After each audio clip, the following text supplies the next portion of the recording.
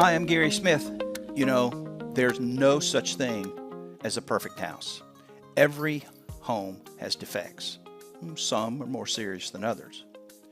The job of a home inspector, though, is to educate you about the issues they find, why they matter, and what to do about them. Before you even pick up the phone to schedule an inspection, however, there are a few things that you can spot yourself.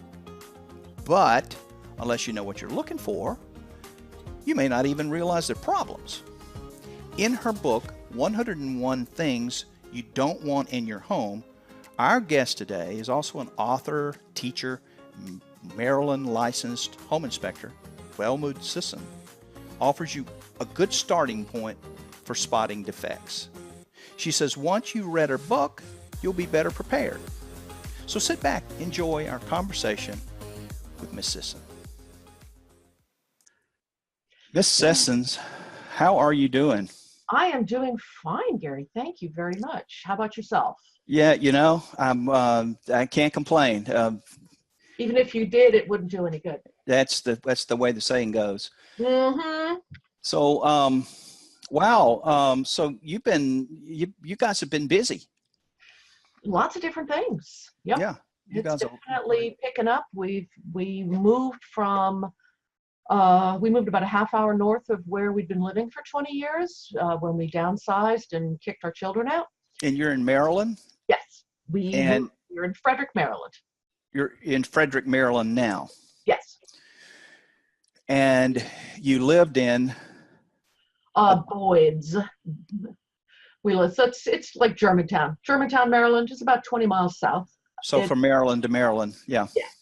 I mean, it was a short move, but it may as well have been a whole new place because this is such a totally different vibe than where we were. So now, are you still in the same area that would allow you to be a member of the same, your ASHI local? You're Yes. an ASHI, Ms. Sessions is an ASHI member for those of you who are listening in to our podcast. Tell us a little bit about your background and Bob's stuff. She's married to Bob, and Bob's is a home inspector as well. Mm-hmm. Tell our listeners about that. What brings you to the home inspection profession? Well, Bob started his company in 2003 when he took early retirement from a job in IT. Mm-hmm.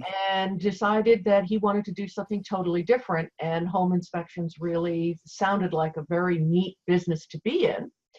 And I was at the time, I had a drapery workroom, and I said, have fun, you'll never see me in a crawl space or an attic. Little did I famous last words. Yeah. Famous last words. So when the recession hit in the late 2000s, my business went under, and I was like, all right, well, Bob was at that time getting busier and busier, so he needed someone for back office support. So I said, okay, well, I'll do the phones and the marketing and all of that. Right. Well, in order to do the marketing, I needed to know more about the business. So I said, let me take the class at the local community college. I was totally the ringer in the class because every day when Bob got home from his inspections, he would put the pictures up on his computer screen and give us all a slideshow and explain all these wonderful defects that he had found. And the kids actually turned into really good defect spotters. They got really good at defects. They'd come back from a friend's house and going, Mom, their handrail was really loose. Oh my gosh. So, it was hysterical. So I took the class, was a total ringer. And I decided, okay, well, I passed the class. Let me take the NHIE. Because when Bob started the business, Maryland wasn't a licensure state yet. Mm-hmm. So, but now it was. I said, okay, well, let me take the NHIE. Passed it, got more than 100 points score, better than Bob. So I'm not proud of that at all. And I'll pass the NHIE. Let me go ahead and get my license. Well, that now costs the company money, license and insurance. So let me just do a couple of inspections just to, pay back. That monster money. And I discovered I loved doing home inspections. I was totally shocked at how much I enjoyed doing them. So it was And so great. the crawl spaces didn't seem as ominous. No, no, they weren't. I mean, I'm still not fond of ladders, but I think a little bit of fear is a good thing. Hmm. But crawl spaces, attics, the 1860 farmhouse I did 2 days, well, it's actually townhouse, I did 2 days ago, had a desiccated squirrel, had a couple of them in the attic. And I was like, oh, very cool. And the realtor's like, yeah, I don't think I'll be coming up there. No, I don't think so. So it's nothing, I'm not squeamish. I never have been. So it doesn't really scare me. That's a good thing. The home inspectors sometimes find some pretty yucky stuff. Yes, yes, they do. Hmm. Hmm. And it became fun. And I realized that all the jobs I've had in my life, is that sound picking up? Yes, you're good. Okay. Then, because my air conditioner just kicked on, I wanted to make sure that wasn't interfering. Hmm. No, you're good. Good to go. All the jobs I've had in my life, I looked at it recently and realized there's a common thread running through all of them, in that they're all creative fields where every day is different. And the home inspection has been so wonderful for that, because even if you're doing inspections in the same development, houses next to one another, they're still built by different crews. So everything is different, and I learn something every day, and I see different things every day, and I meet the most interesting people. Oh my gosh, my clients have been, they've ranged from CIA people to a lot of scientists, to cybersecurity people. So you get that kind of folks because you guys are close to DC. Yes. How far are you from the Capitol, for instance? Um, Hour and a half, hour drive? Oh, no. But it's about an hour drive. As the crow flies, I think we're about 40 miles. I mean, maybe 45 from the White House, but I think it's like somewhere in that range. But it's close enough to the White House that a lot of our district is in the no-fly area, so we haven't been able to do our own thing. Oh, okay. Which is a shame, because we would like to. But you're far enough away that a rural inspection is not out of the question. Oh gosh, no, we do them all the time. We've done I did a farmhouse that had a half-mile long dirt driveway, and got up to the third floor and the attic, and opened up the hatch and immediately got buzzed by an entire flock of bats. I did not go into that attic. I elected to disclaim that attic. There you go. A lot of experience in there, and one of the things that I always tell my students, because now I teach home inspection class, is on the first day of class, I said, you have to make an appointment with your doctor. You have to get your tetanus shot, and you always have to get your flu shot. You have to be up on all your vaccinations, because you have no idea what you're going to do. Yeah. So you're teaching. Where are you teaching? I teach the home inspection pre-licensure class at Frederick Community College.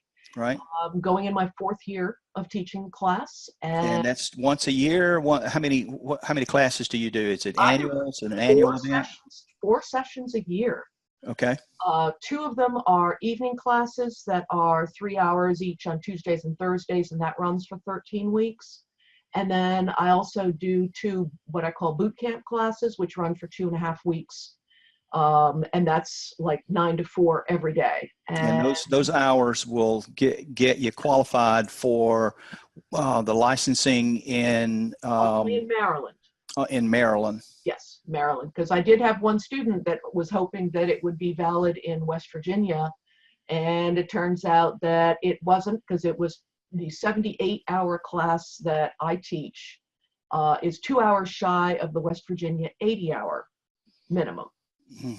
So it's every state has got all of its different rules and regulations. Maryland requires a 72-hour class. Sure. I teach a 78-hour class, because that at least gives you at least 2 classes that you can be sick. And so that it's not enough. And you're an artist. I've noticed in your book, and we're going to talk about your book here in a second. That the illustrations are by you're the seamstress and an artist, and I have way too many hobbies. You've got it covered. Like I said, I like creative things. And the name of the book is 101 101 things you don't want in your home. You don't want in your home.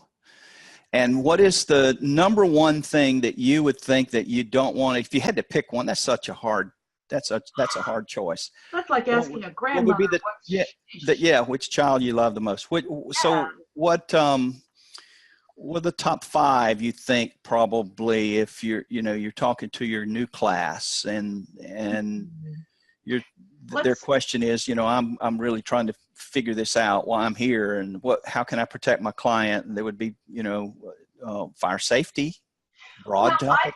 I think the correct smoke alarms, make sure they're photoelectric, make sure that they're the long life sealed 10-year batteries.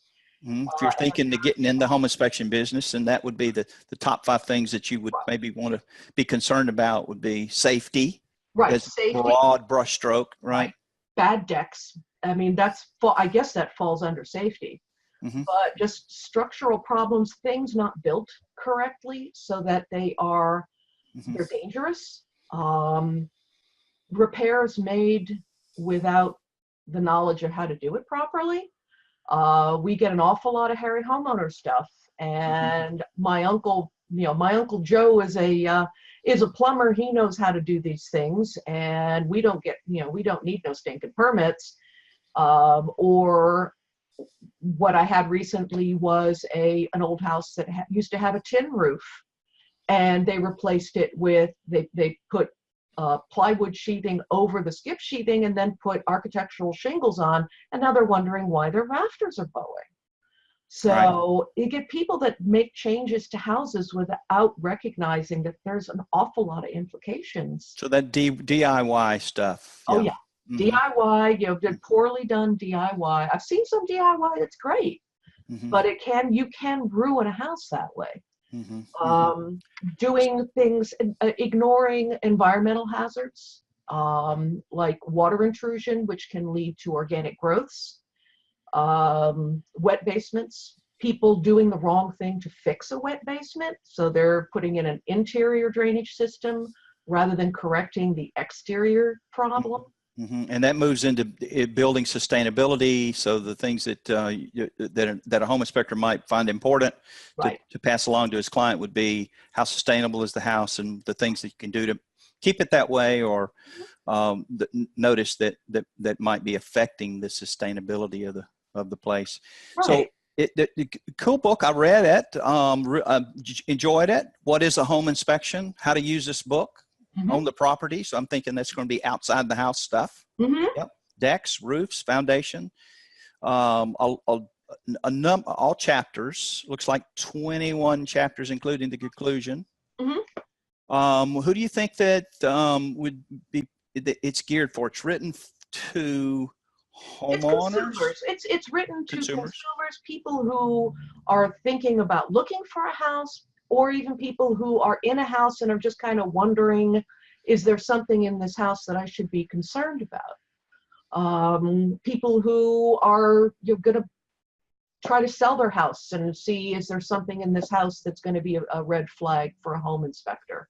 Or people who are just curious, people who are renting. It's like, is my landlord renting me a safe place? I love the stories that you tell throughout the book. That's I love it. It's done very well. And we all learn as we go through life, and so I would say that this book would also be a little teaching element. You've got some good tips in there. For either a new inspector who is well on his way, or someone thinking about potentially getting into the home inspection business. I mean, I picked up a couple of tips in the book, and I've been around for a while. So that's wonderful. I'm very glad. I like to say I learn from everybody I meet, and every house, every client, every class teaches me something. I love going to the seminars, learning new things. This book is going to be updated as things get clarified, or if I need to, it's like, well, maybe that's not quite right, or maybe I could add some words to that. That's the great thing about publishing these days. I've gotten some great feedback about the book. People have told me they really liked it. So I'm really excited to be a published author, and enough so that I've now been bitten by the bug, and Bob and I are co-writing our next book, which we're hoping to release next year. And this one is all going to be, like, the working title tentatively is How to Build a New House Without Losing Your Mind. And it's all about navigating the whole swamp of building a new house, either a custom house or a production house, how to deal with builders, how to make the choices, how does the process work, what are things you can do, what are things you need to be thinking about, what are the stages that you go through. A whole chapter on sustainability there for sure. Yes. Because new construction is certainly it covers a whole ton of topics, indoor air quality to energy usage to. Good for you. Well, well, I'm excited to hear about that one. Oh yeah. Well, a lot of the things too is that materials being used for that whole sustainability is, you no longer have houses that are built out of lumber. You have houses that are built out of lumber byproducts, basically. You don't really want to call it not wood, but it's a lot of very specifically designed products that are relying on perfect installation in order for them to perform properly. Yeah. But you get homeowners that do wonderful things like cut trusses because they feel like putting in drop-down stairs, or they want to increase the headroom and have storage, or they decide to chop a hole in a bearing wall because they just don't know any better. A chapter on smart houses, the technology side of it. Absolutely. Future-proofing your house. We have always talked about, if you ever open up walls, that's the time to run new chases, new conduits, fish tape, run something that allows you to add and improve the house. I mean, yes, everything is wireless these days, but there are still times you want hardwire. Good for you. Yes, that's exciting. It's exciting times in your place. It is. So, it's a lot of fun. Yeah. So, where can we find the book? It is available on Amazon. So if you just look up 101 Things You Don't Want in Your Home, and you can get a copy on Amazon. It's available both as a paperback and as a Kindle ebook. I'm kind of partial to the paperback. I'm an old-fashioned person. I like the feel of books, and you can scribble in the pages. And if you're a house hunter, I advise you take it with you, because there's every single defect. Pretty much every single defect has a picture with it.